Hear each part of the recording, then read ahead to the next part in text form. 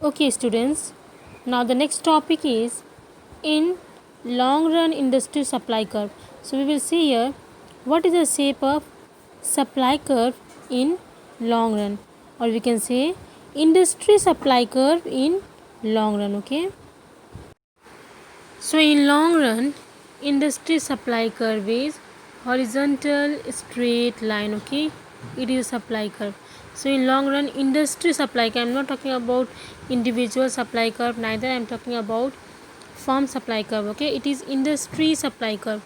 Sum of all the firms. We know that to get the industry supply curve, we need to sum all the firms. Okay, sum of all the firms is equal to industry. Okay, the supply curve of all the firms is equal to industry supply curve. So in case of industry supply curve, the supply curve is horizontal straight line. Okay, it means here price is fixed. So in the theory of cost determined pricing, we are talking about cost determined pricing. It is assumed that the supply curve of the industry is horizontal in the long run. And why it is happens? Because this will happen if we assume that all firms in the industry have identical cost curve. It means that their minimum cost curve is same. Suppose I am talking about their cost curve is minimum at the same rate, and that is the reason why when we add all the minimum cost curve of all the firms, sorry, it should be little, then we can get the horizontal straight line. Okay, so here we need to assume that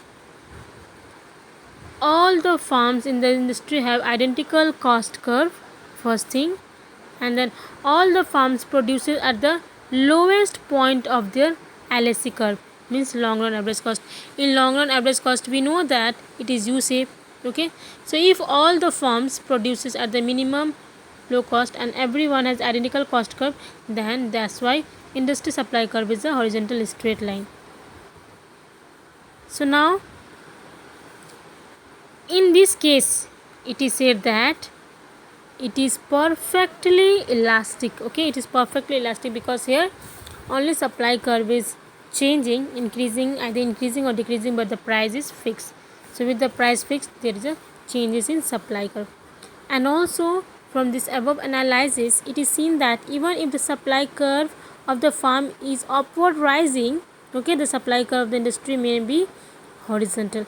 So individuals firms can be upward rising like supply curve, as we know that upward rising, but in long run, if we are talking about industry supply curve, then it is always horizontal. Okay, straight line. Now here one thing is given, excess capacity. Excess capacity measures the differences between least cost output and maximum profit output. So what is least cost? Means the minimum cost, where average cost is at minimum. Okay, if the minimum cost is minimum, then we can get the maximum profit, as we know that. So excess capacity means differences between minimum least cost output and the maximum profit output. So we have seen these things in last video also, that when marginal, okay, this point where marginal revenue is equal to marginal cost, so this is equilibrium cost and equilibrium point, and here this is the profit maximization output level. Okay, so if it is like this, where average cost is also same, okay, then we can say that minimum cost level, minimum average cost.